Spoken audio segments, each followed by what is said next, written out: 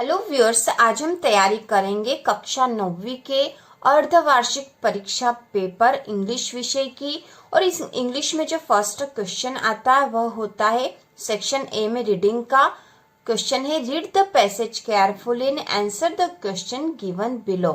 तो यह पैसेज को हमें अच्छे से पढ़ना है और नीचे जो प्रश्न दे रखे हैं उसके आंसर हमें बताने हैं।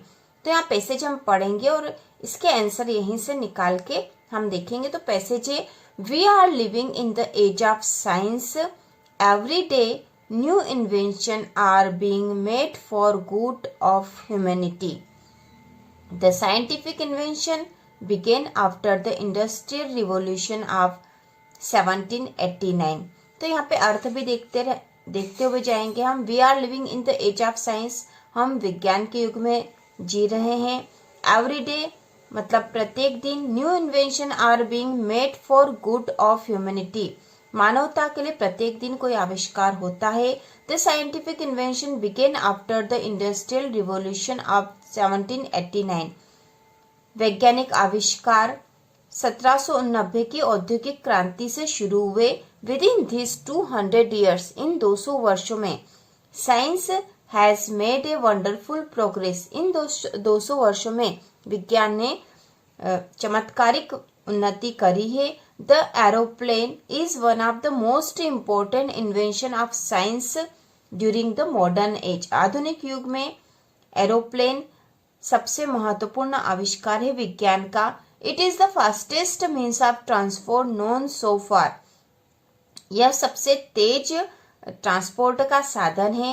N aeroplane resembles a flying birds in shape, aeroplane जो है शेप मतलब आकार में एक उड़ते हुए पक्षी के समान होता है। Inside there are seats for the passengers and a cabin for the pilot, उसके अंदर पैसेंजर्स मतलब यात्रियों के बैठने के लिए सीट होती है और पायलट के लिए कैबिन होता है। This cabin is called a cockpit, इस कैबिन को कॉकपिट कहा जाता है। It has an engine that is worked by petrol, इसमें एक इंजन होता है जो कि पेट्रोल के द्वारा चलता है। It is all made up of metal and can fly at a very high speed, यह सब मेटल का बना होता है और ऊंचाई में उड़ सकता है।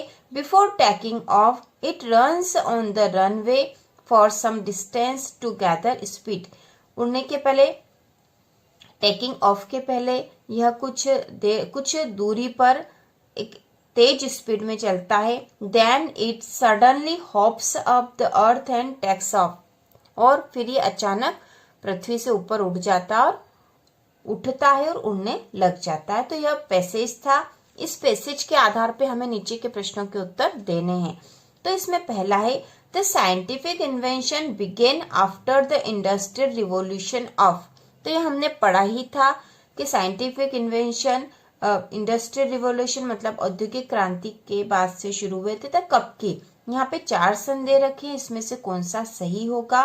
तो हम यहाँ पैसेज में देख लेते, हमने यहाँ पे सन देखा था। तो यहाँ सन है, यहाँ एक ही सन आया था पूरे पैसेज में 1789 वाला, तो यही वाला आंसर राइट है क्योंकि the scientific invention began after the industrial revolution of 1789, यह यहाँ पे दे रखा था।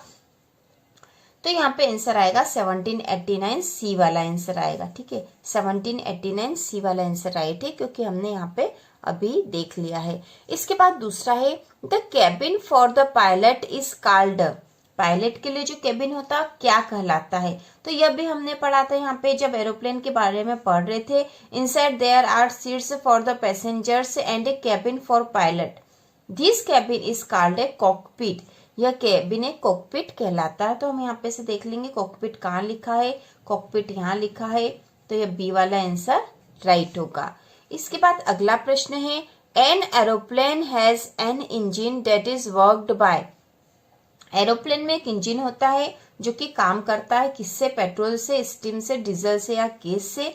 तो यह भी हमने पढ़ा था यहाँ पर। यदि आपको यह नहीं मिले तो आपको फिर से एक बार रीडिंग कर लेनी है और यहाँ पे इस प्रकार की लाइन जहाँ पे भी आए वहीं पे उसका आंसर आपको मिल जाएगा। तो हम यहाँ पे देख लेते हैं जो इंजन के बारे में हमने जहाँ पढ़ा था, it has an engine that is worked by petrol. ठीक है, यहाँ पे लिखा पेट्रोल, तो इसका आंसर आ जाएगा petrol.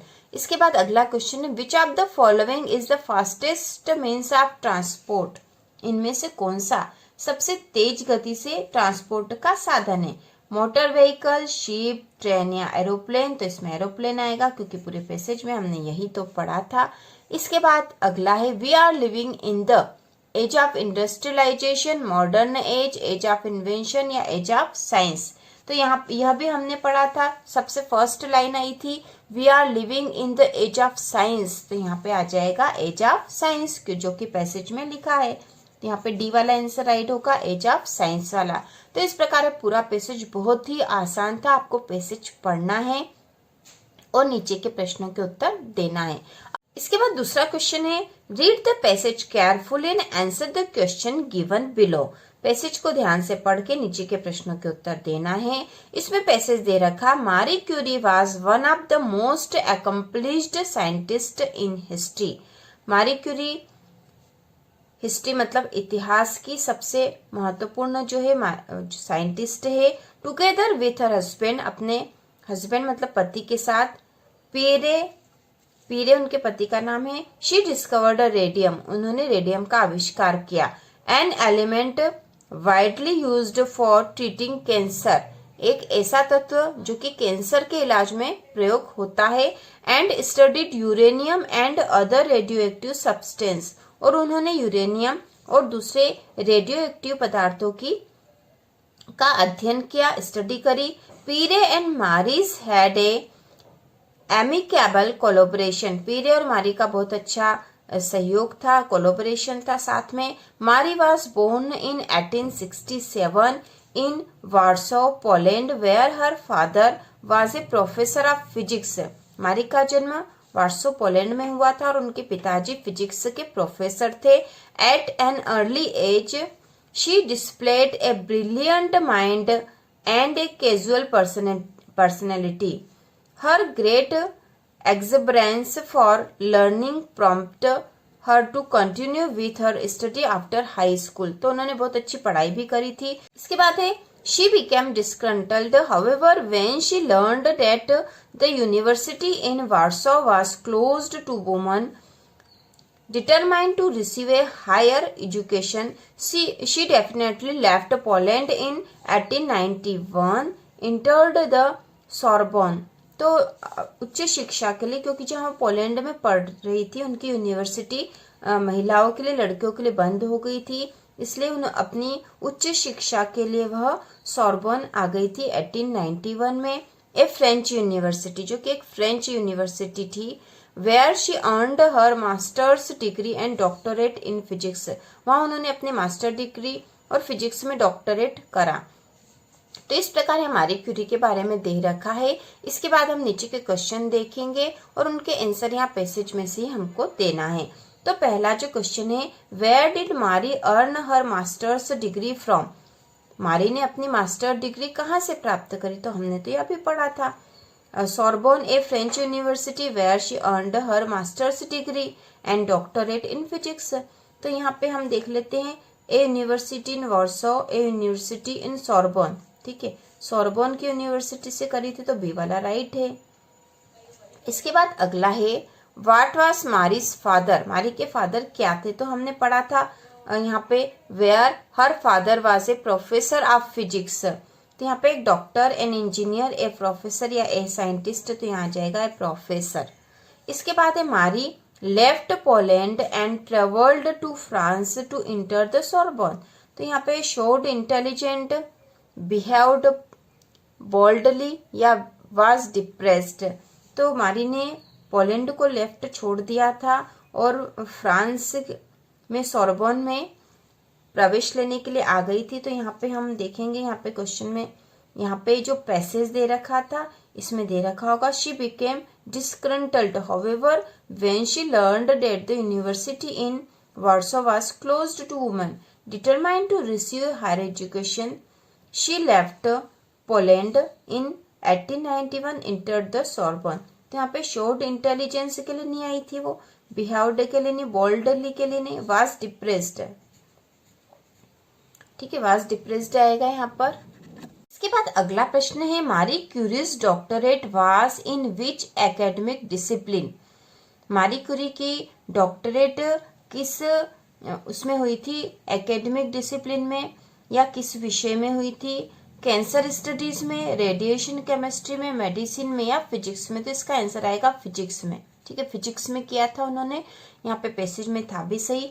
Right the noun form of the word discover. Discover का नाउन फॉर्म लिखना है, तो यहाँ हो जाएगा डिस्कवरी, DISCOVERY।